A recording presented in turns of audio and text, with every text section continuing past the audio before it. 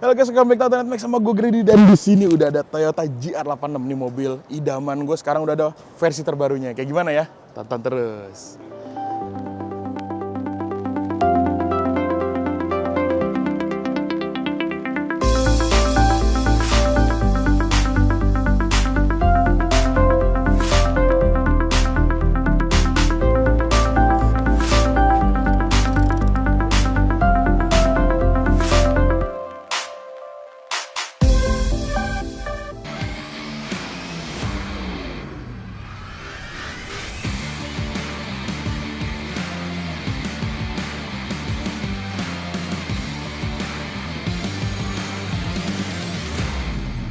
Oke, jadi sebelum kita mulai, kita ngomongin dulu soal namanya. Sekarang dia pakai nama GR86 karena di generasi sebelumnya itu kayak banyak banyak kesalahan, salah arti ya. Kayak di Jepang itu sebenarnya namanya Toyota 86. Di Indonesia namanya FT86. Di Eropa namanya GT86 gitu. Ribet. Di Amerika namanya FRS gitu. Sekarang semuanya 86 itu namanya GR86 gitu. Jadi sekarang udah nggak ada kesalahnamaan lagi. Dan kalau kita lihat di sini GR ya, GR beneran, bukan GR Sport gitu.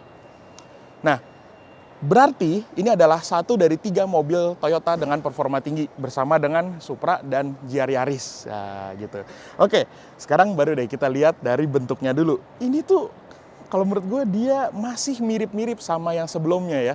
Tapi dia ini udah ganti generasi. Jadi ini bukan facelift lagi.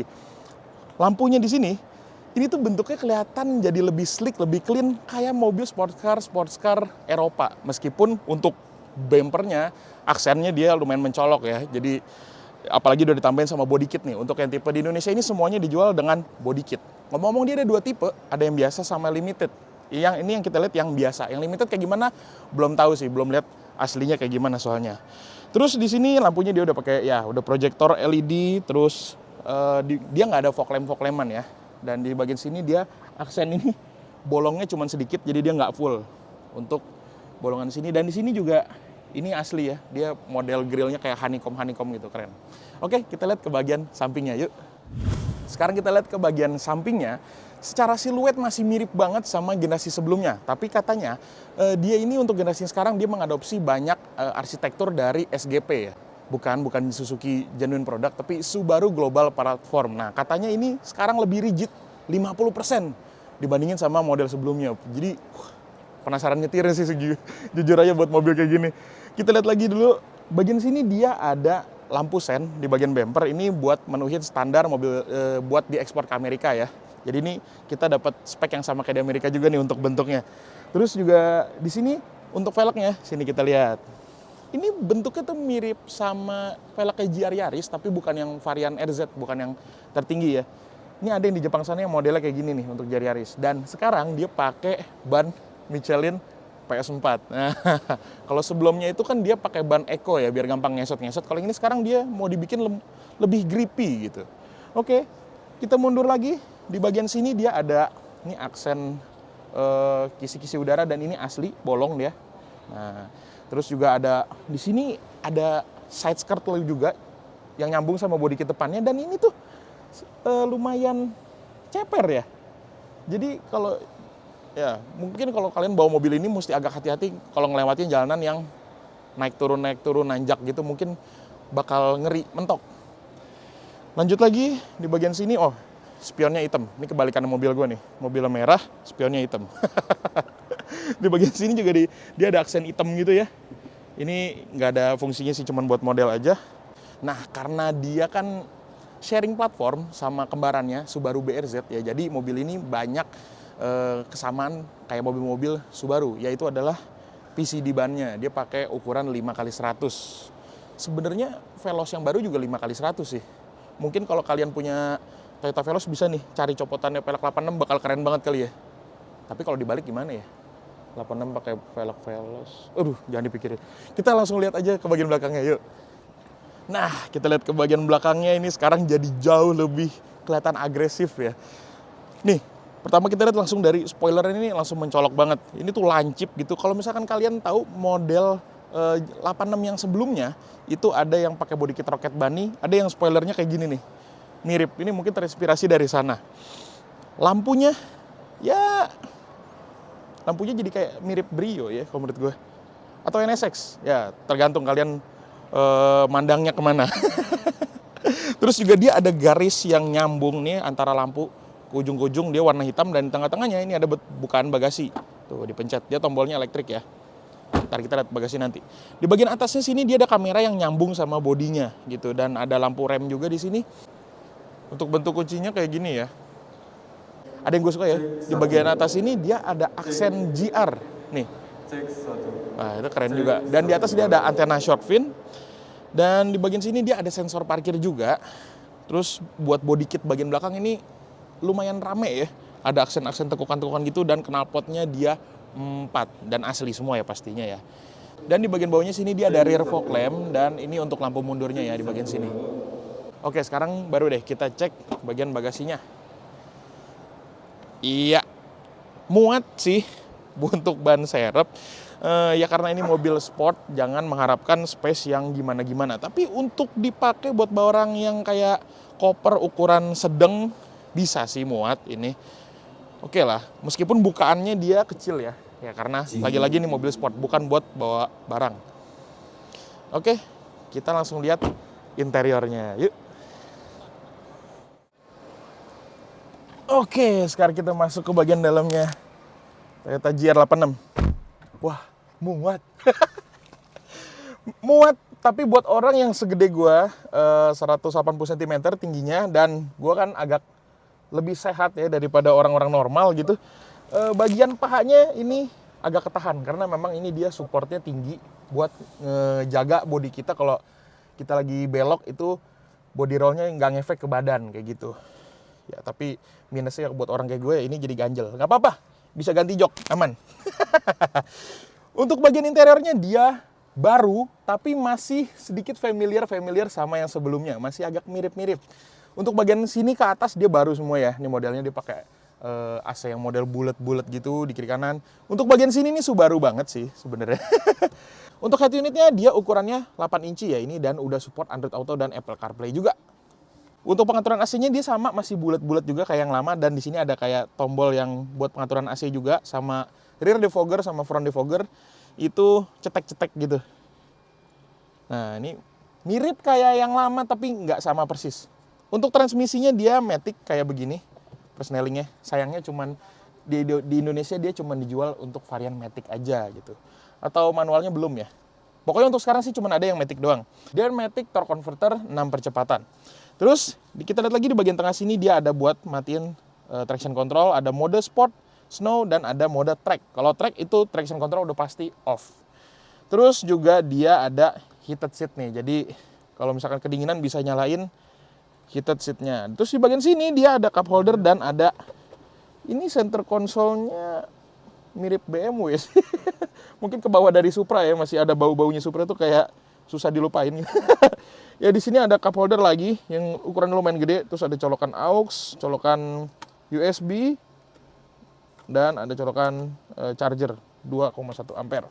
Tutup. Oke.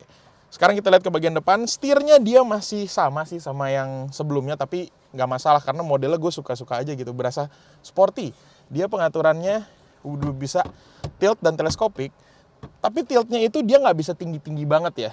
Ini kalau buat ukuran gue sih sebenarnya agak kurang sedikit tinggi gitu.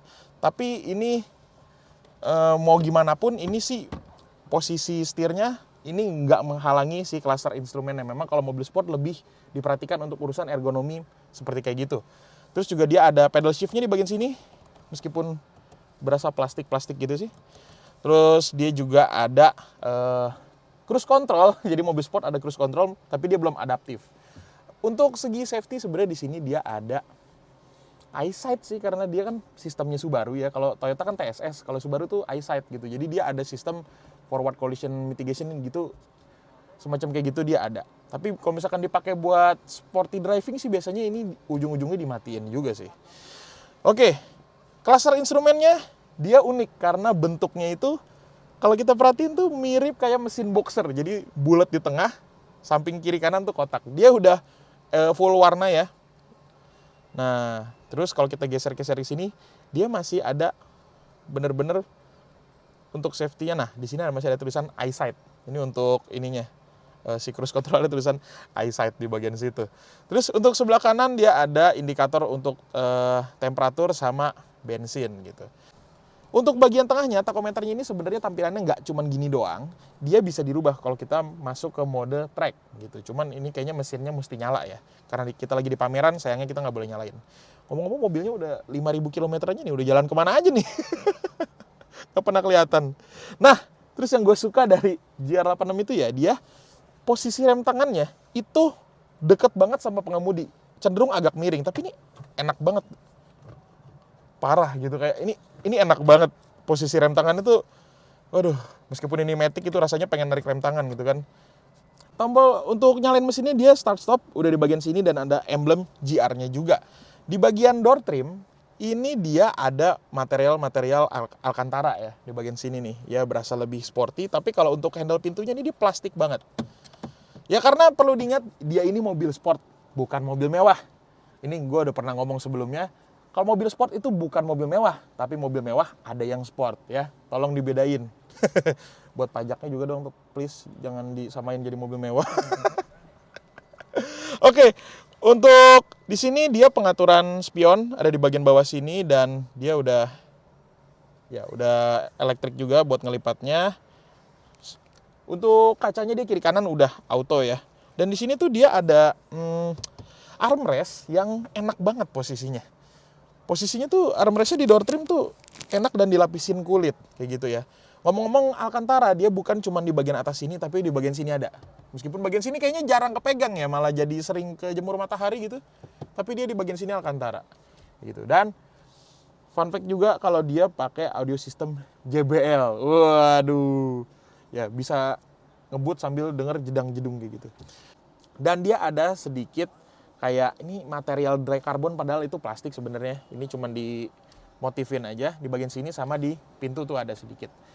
Untuk karpetnya dia warna merah tua gitu ya. Ini ngingetin gue sama mobil-mobil Toyota yang tahun 80-an gitu nih. Oke, sekarang kita lihat ke bagian mesinnya aja yuk, karena sekarang mesinnya tuh beda sama yang lama. Yuk kita lihat aja. Sekarang kita lihat ke bagian mesinnya ya. Wah, dia masih pakai tongkat nih. Tapi ini kap mesinnya enteng. Itu karena dia pakai penggunaan aluminium ya. Jadi di bagian sini pakai aluminium, fender juga sama, atapnya juga dia pakai aluminium. Kenapa? Untuk mengurangi bobot dari mobil ini. Karena mesinnya ini sekarang dia ganti jadi 2400 cc. Kodenya itu FA24 ya. Tenaganya jadi 230 horsepower dan torsinya 250 Nm. Kalau untuk versi sebelumnya kan dia 2000 cc ya, dan itu banyak banget dikeluhin sama orang, tenaganya kurang nih akhirnya. Si Subaru sama Toyota bikin si GR86 pakai mesin yang 2400 cc dan fun fact, mesin ini ya seperti di sini tulisannya ada Toyota dan Subaru, ya bloknya dia pakai Subaru, mesinnya masih boxer tapi untuk bagian fuelnya itu Toyota yang kerjain. Nah, untuk Toyota 86 yang lama itu sebenarnya dia punya Easter egg. Jadi bore stroke-nya itu ukurannya sama 86 mm. Untuk yang sekarang dia udah ganti nih. Bornya dia jadi 94 mm ukurannya. Jadi dia lebih overbore yang mengakibatkan dia ini bisa lebih high revving mesinnya. Jadi revnya bisa lebih tinggi dan torsi maksimalnya itu bisa didapat di RPM yang lebih rendah. Jadi mantap banget pasti buat drifting gitu kan butuh yang menengah-menengah ke atas ya. Oke. Kita tutup dulu.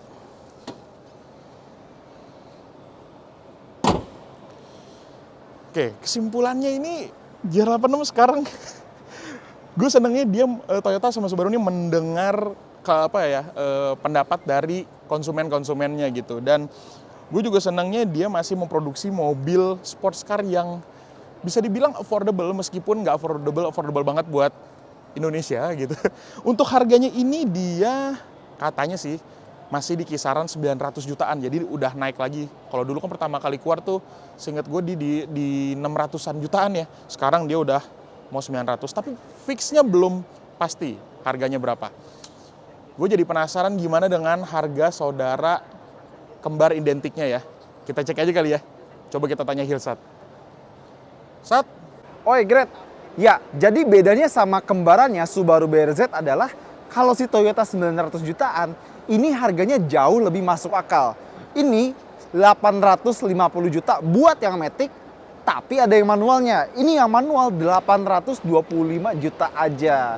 Jadi kalau ini tuh sebenarnya ini Avanza-nya, yang Toyota itu Xenia-nya gitu ya. Dan bedanya apa aja? Well, pastinya desain bumper depan belakang, sama dia si BRZ ada pilihan manual. Kalau Toyota kan nggak ada ya. Sama settingan pernya beda. Dan kalau pengen review BRZ, tunggu aja nanti. Oke, jadi itu aja videonya. Jangan lupa jempolnya, komentar, dan subscribe. Dadah!